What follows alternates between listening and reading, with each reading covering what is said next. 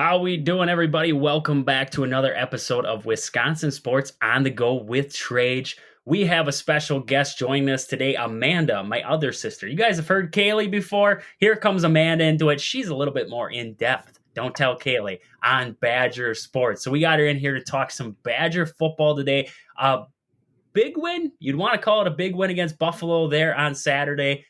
I don't really know if it was a big win or if they just skated by. But we got Amanda here. We're going to talk about it. Amanda, how are we doing on this fine Wednesday? We are good. Stressed with schoolwork, but making it through. Stressed with schoolwork. She took an entire weekend, went down to Madison and watched Luke Fickell's debut, but she's telling us she's stressed with schoolwork. So much to do. Yet she had the time to watch the Luke Fickell era start in Madison.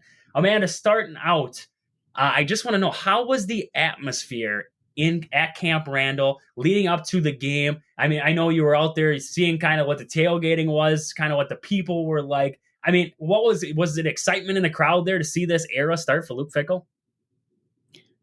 Well, I would say that tailgating was unreal, and as we all know, that Camp Randall was sold out, so you could tell looking through the stadium that there was not a seat that was empty. And prior to the game, everybody seemed excited for it. I mean, being in college, I was looking at one of the frat parties, and there were a lot of kids there, and let's just say maybe they haven't been that many kids there before. Frat parties. We're talking about frat parties now. You know, Madison was pumping up with the parties, the Luke Fickell era, college football back in Wisconsin. Everybody was excited. I know I was excited sitting on my couch. So I was pumped up to watch some Badger football there. And I heard through some of the reports that the stadium, like the PA and everything like that, the stadium noise was different. The speakers weren't right. Was that true? I mean, I saw a lot of reports on it. Did it seem like the speakers weren't turned up or something was wrong with the speaker system? I mean, I guess to me, I didn't really think so. I wasn't in the student section, so maybe it made a difference down there. But from where I was sitting, everything sounded good. She was so pumped up for Badger football. She didn't care about hearing anything. She was just watching the game down there. So exactly. We got the excitement. We got the atmosphere. Everybody was ready to go, and we were expecting this Wisconsin team to come out with a dominant pass game. We heard about it all throughout the offseason. It was going to be an air raid offense. We were going to get a little bit of Braylon Allen. We were going to get a little bit of Chez Malusi, but it was going to be dominated by the pass game in this season for the Badgers. The Luke Fickell, Phil Longo start at Madison, and it wasn't that. It was nothing near that. Braylon Allen and Chez Malusi dominated this game. And, I mean, were you hearing stuff during the game that was kind of like the fans were noticing that, too, in the stadium? Because, I mean, a lot of people are sitting at home you flip through social media and you can see everybody's reaction. They're like, what are we watching here? This is actually bad. It was the stadium reaction the same thing, too? Were they kind of surprised at what was going on with the Badgers in this one? I guess, I mean, we all saw one of the only passes downfield get dropped. So let's just say that wasn't a positive note in the atmosphere there. But overall, I mean, the crowd was just into it no matter what, which is kind of like the energy that you do see at games. So I would say it was interesting, though. I mean, everybody, when Chez Malusi broke open and then got that long run for a touchdown, that was obviously crazy.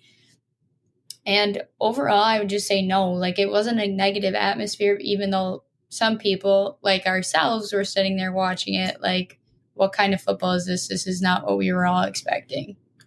No, it was kind of like we were still in the Paul Chryst era of Wisconsin football. It was big boy football. I mean, you look at the stat lines on the game. Braylon Allen, 17 carries for 141 yards, 2 touchdowns. Chez Malusi, 13 carries, 157 yards, 2 touchdowns. I mean, that was the Wisconsin offense we were used to. And in this game, in this day, that's what we had to go with because to me, and I don't know if this was the reaction to everybody. I mean, if you could see it at the game, but to me, not Chez Malusi, but Tanner Mordecai looked very antsy in the pocket. I mean, you watch him and his feet constantly moving. He doesn't seem comfortable back there, and he likes to rush a lot of throws. I mean, you were texting me during the game watching it, and you were telling me how didn't he notice this guy's wide open down the field? And how did he notice that? Well, the ball's getting out so fast. He isn't able to notice that. And Tanner Mordecai, I mean, that one, like you said, that deep ball that he threw should have been caught, probably a touchdown there if it's held on to.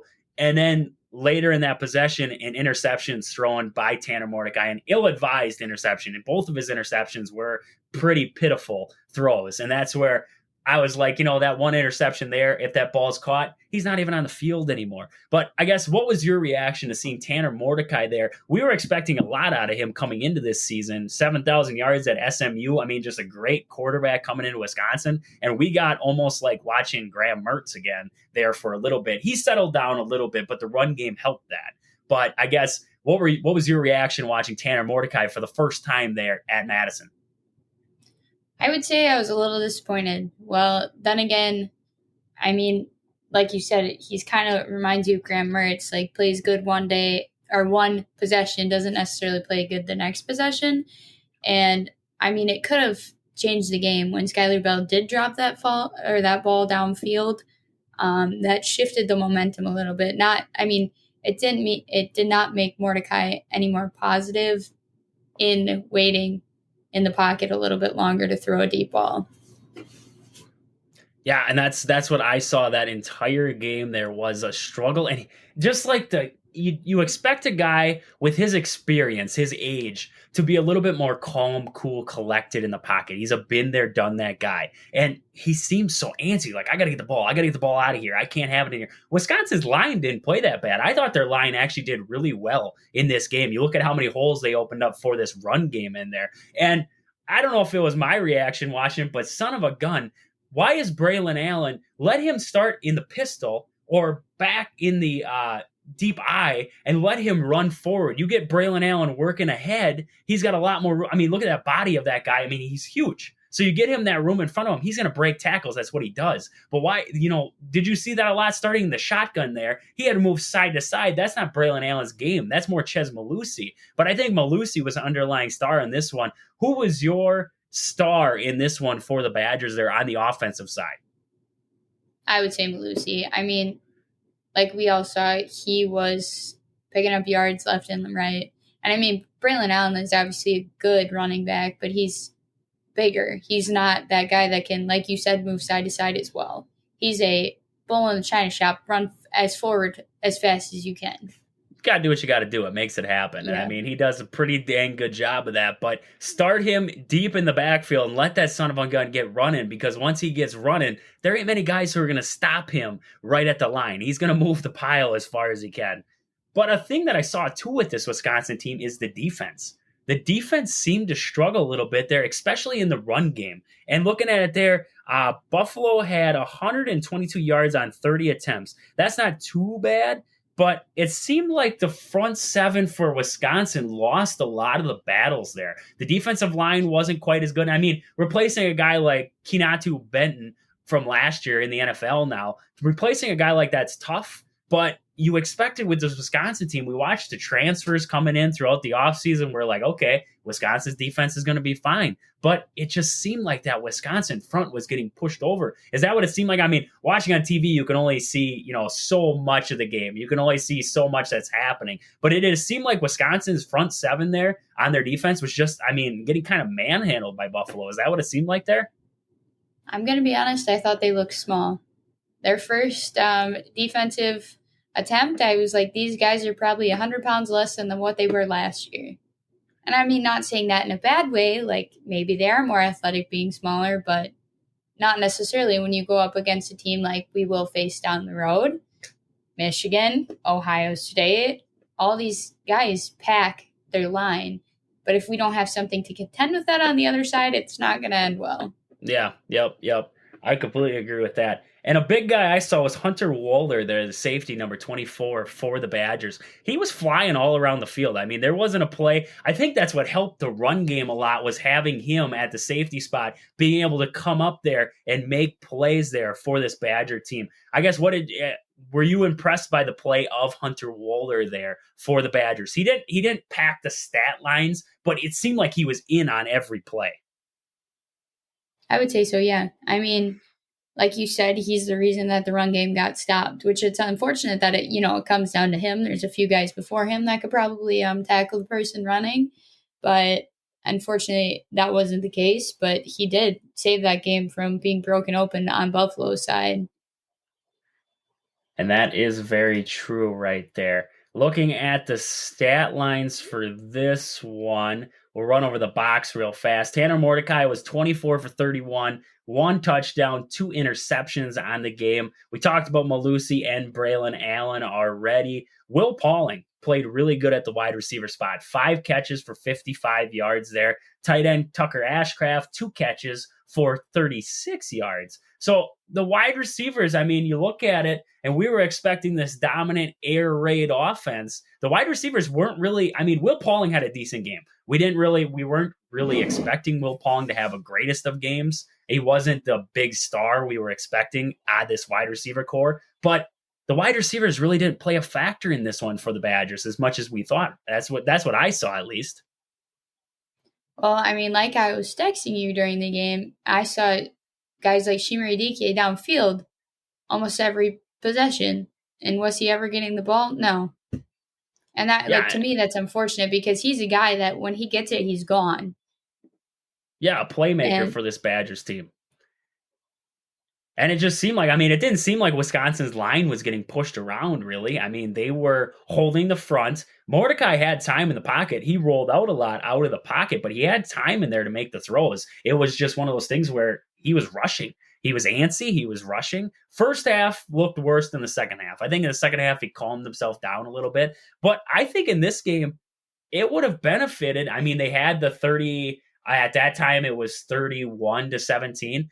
I think they could have played some of these backup quarterbacks that they had there. Braden Locke. They could have thrown Ewers in there if they really wanted to, just to see what they have on the back end of this. Because if Mordecai starts to stumble here and the Badgers are still winning games, he might be that guy that's the quarterback spot might be the position we're missing going into, say, Ohio State game, where you don't want to go in there with a quarterback who's antsy, because you get a front seven like Ohio State's going to bring at you. That's a different kind of front seven. And in a big game like that, you want your best stars to be out there. So I don't know, maybe in this one they should have played some of their bench. Maybe against Washington State here that we will see a little bit more from the backups if Wisconsin can handily take care of Washington State. see, and kind of thinking about Washington State last year, we lost with that number one QB that we thought we were all going to have. And unfortunately, he wasn't there, and now he's no longer here. But it's almost like you don't want to repeat that same situation. No, So exactly. like you said, when we're up 31-17, put in your second string. Let your second string try it. Because we all know that last year we saw the same thing. Anytime Graham Mertz got hurt, Chase Wolf was not a bad backup.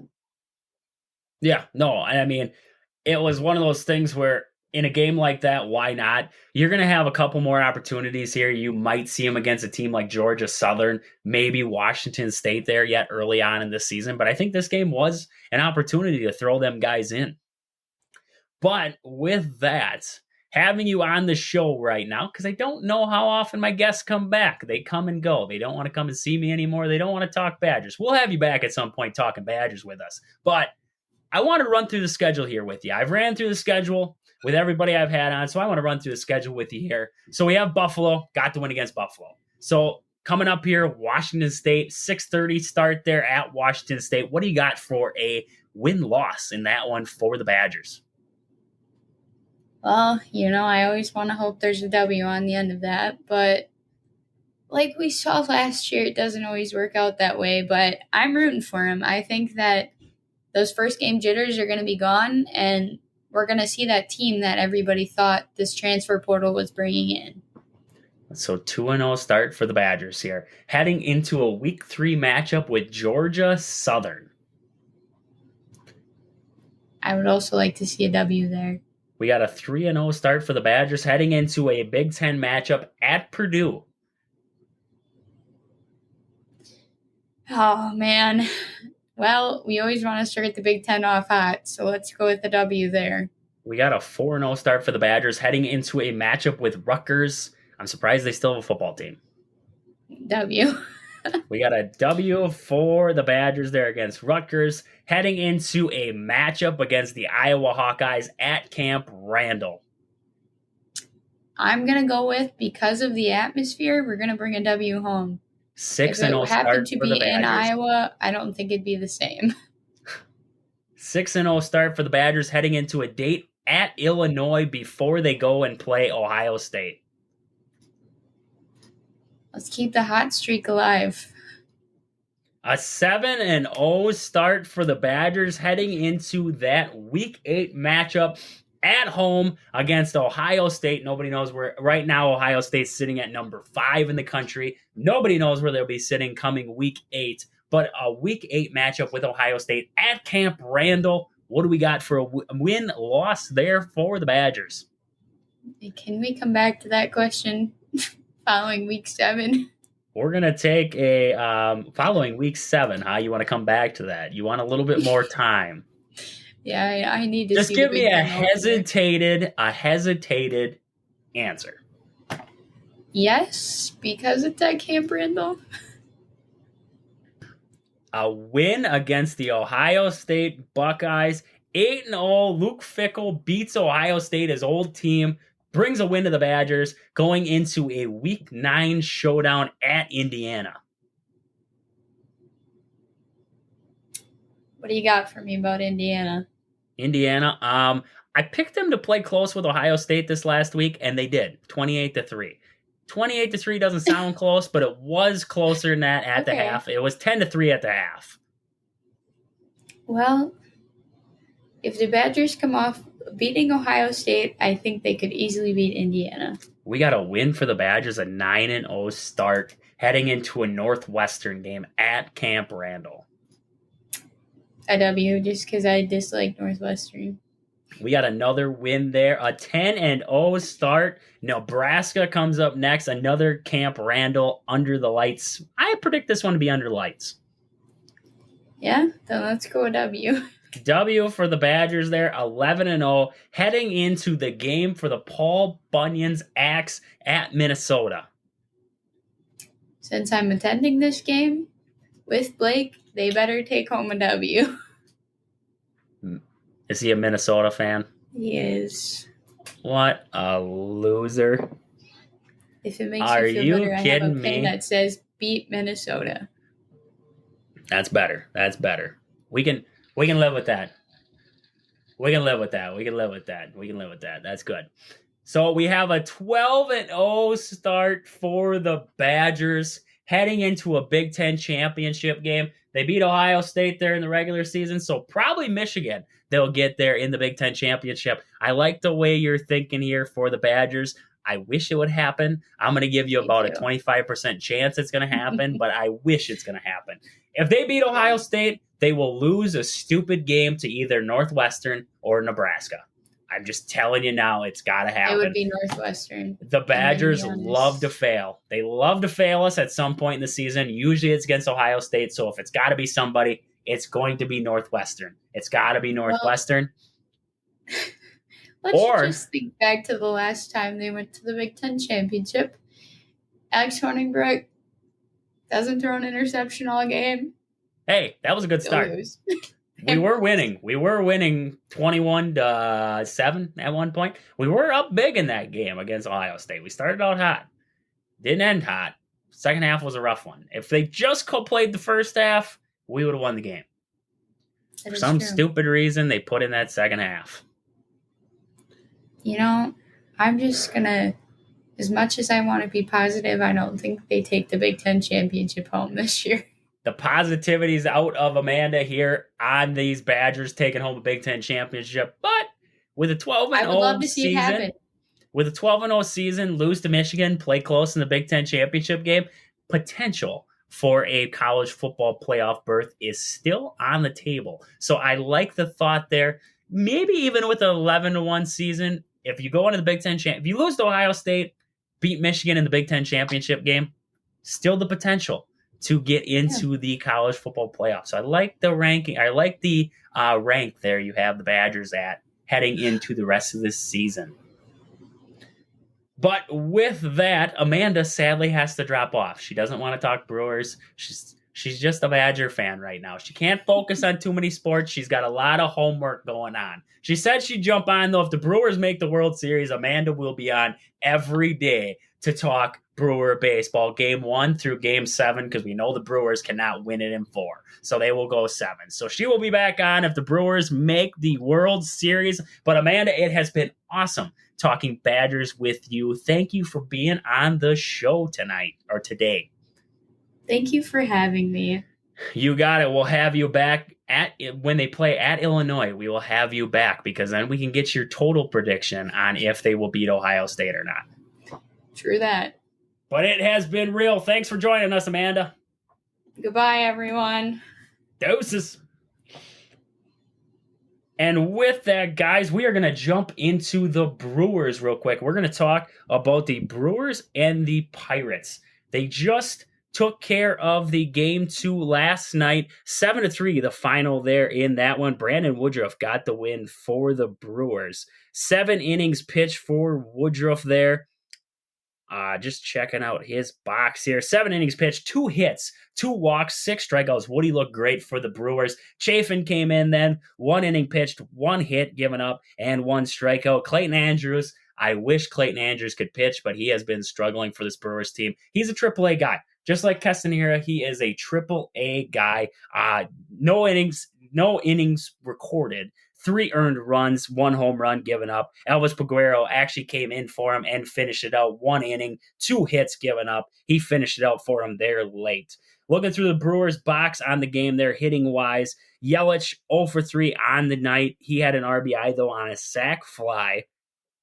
Contreras 0 for 3, 2 walks, 2 strikeouts. Santana had a big hit for the Brewers, 1 for 3 and 1 RBI on the night. And then Tellez came in for him late, 0 for 1. Cano went 1 for 4 on the game. Frelick sat at 2 for 3 on the night. Monasterio 1 for 3. Terang 1 for 3. And Taylor went 1 for 4 for this Brewers team. So a good night of Brewers baseball there was played. The Brewers 7-3 winners in this one. 7 hits on the game for the Brewers. A big 6-run 5th inning there was the deciding factor in this one. And then today, 11:35, the Brewers will have the Pirates for one more. Freddie Peralta gets the ball for the Brewers, 11-8 on the season, a 3.85 ERA for Freddie. And the Pirates have not released who will be pitching for him yet. But with Peralta, not many guys on the Pirates have really faced him yet. The best average comes from McCutchen and Reynolds. Oh, Rivas, too. Reynolds is hitting .455 and 22 at-bats against him. And McCutchen, in 9 at-bats, is hitting .556. So some impressive stats there out of those two against Freddie Peralta. But with that, we will check out the injury front for the Brewers real quick, just to see what's been going on. Not much to report here. Hauser did throw a bullpen. He's expected to throw another one over the weekend when they go to New York, and then we will see about Hauser here for the rest of this season. With that, though, I want to jump into the minor league report real quick for the Brewers. In Nashville for the Sounds, Keston Hiura still leads the team down there with a 3.08 average on the season. Looking around here, Abraham Toro, 293 for this team down there, and Peyton Henry sitting at a 293 average. And quick, we're going to jump around the league here, check out some scores from last night. Cardinals beat the Braves 10-6 in that one.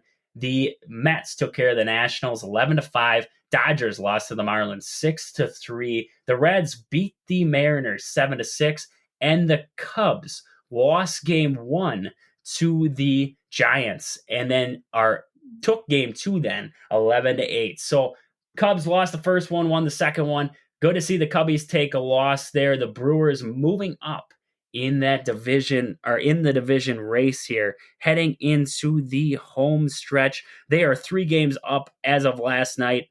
77-61 overall. The Cubs are sitting at 74-64. But with that, It has been great chatting with you guys. Not much to report here with the Brewers here tonight. Just a big Game 2 win there, setting up the rubber match here for the Brewers leading up into today. Big rubber match for the Brewers here. Hopefully to see a win out of them. We will be talking a little bit more Packers here later on in the week here, leading up into that first matchup with the Bears, and also talk a little bit more Badgers here as stuff comes in, new reports, news, and everything like that leading up into that game against Washington State. Hoping for a Brew Crew win today. But with that, this has been Wisconsin Sports on the Go with Trage. Thank you guys for listening. Deuces, Brew Crew.